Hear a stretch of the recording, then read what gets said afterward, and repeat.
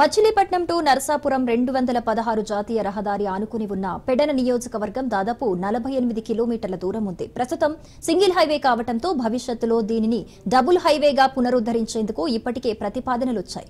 విషయం తెలుసుకున్న ద్వితీయ శ్రేణి నాయకులు అధికారులతో కుమ్మక్కై హైవేకు ఆనుకుని ఉన్న వ్యవసాయ భూములను వ్యవసాయేతర భూములుగా మార్చేందుకు ప్రయత్నాలు చేస్తున్నారు.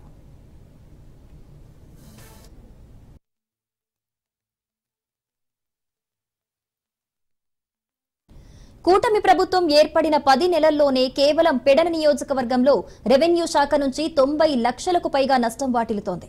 అయితే ఇంత జరుగుతున్నా నాయకులు కానీ అధికారులు కానీ నిమ్మకు నీరెత్తినట్టే వ్యవహరిస్తున్నారు. జిల్లా కేంద్రం కూతవేటు దూరంలో ఉన్నప్పటికీ కింది స్థాయి అధికారులతో పాటు జిల్లా స్థాయి అధికారులు కూడా నామమాత్రంగా పరిశీలించటమే ఇందుకు కారణంగా తెలుస్తోంది.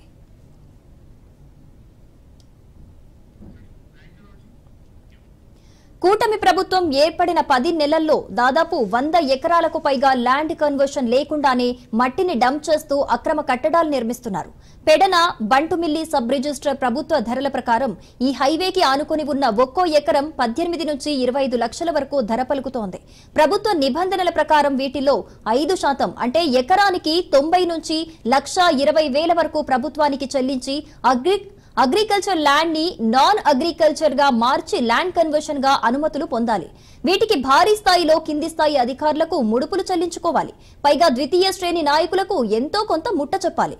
వీటికి తోడు అగ్రికల్చర్ ల్యాండ్ ని ల్యాండ్ కన్వర్షన్ లోకి మార్చాలంటే ప్రభుత్వ రికార్డుల ప్రకారం దాదాపు 3 నెలల సమయం పడుతుంది. దీంతో ఇదే అదునుగా భావించిన కూటమి నాయకులు సదరు భూములు కొనుగోలు చేసిన బడాబాబులతో కుమ్మక్కయ్యారని agriculture land non agriculture certificate లేకుండానే ల్యాండ్ కన్వర్షన్ సర్టిఫికెట్ ఇస్తున్నట్లు ఆరోపణలు వెల్లువెత్తుతున్నాయి. అంతేకాదు ఇప్పటికే ఈ హైవేకి ఆనుకుని ఉన్న పెడన బంటుమిల్లి కృత్తివెన్ను మండలాల్లో అక్రమ కట్టడాలకు ప్రయత్నిస్తున్నారు. దాదాపు 100 ఎకరాలకు పైగా ల్యాండ్ కన్వర్షన్ అనుమతులు లేకుండానే అక్రమ కట్టడాలు చేపట్టేందుకు ప్రయత్నాలు జరుగుతున్నాయి.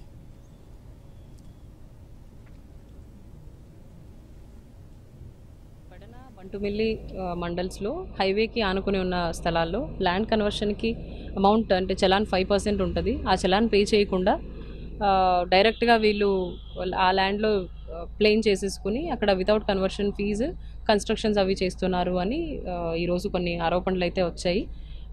అయితే దీని మీద ఆ కన్వర్షన్స్ ఖచ్చితంగా ఉంటే మాత్రమే కన్స్ట్రక్షన్స్ జరగాలి.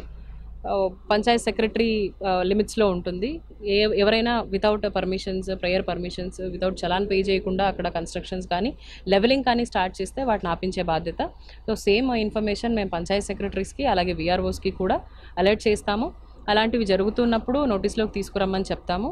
ఆల్రెడీ కన్స్ట్రక్షన్స్ అయిపోయి చలాన్ పే చేయని వాటికి కూడా మళ్ళీ వాళ్ళతో చలాన్ కట్టిన తర్వాత 5% చలాన్తో పాటు ఇంకొక 5% పెనాల్టీ వేసే అథారిటీ కూడా కాంపిటెంట్ అథారిటీ ఆర్డీఓకి ఉంటుంది. కాబట్టి మా నోటీస్లోకి అలా వచ్చినవి ఫీల్డ్ విజిట్ చేసుకుని 10% పెనాల్టీ పే చేసేలాగా చూసుకుంటాం. మనకు పైనుంచి ఉన్న ఆర్డర్స్ ఏదైతే ఉన్నాయో ఎటువంటి మట్టి తవ్వకాలు జరగకూడదు. ఒకవేళ చేసుకోవాలి అంటే వాటికి సాడా పర్మిషన్ అయితే తీసుకోవాల్సి ఉంటుంది. ఇవి ఎన్షూర్ చేసుకోవాలని చెప్పి గ్రౌండ్ లెవెల్ స్టాఫ్ విఆర్ఓస్కి కూడా ఇన్స్ట్రక్షన్స్ ఇవ్వడం జరిగింది. సో నెక్స్ట్ టైం నుంచి మట్టి తవ్వకాల మీద ఎటువంటి ఫోన్ కాల్ వచ్చినా ఆ రెస్పాన్సిబిలిటీ విఆర్ఓస్కి ఫిక్స్ చేయడం జరిగింది.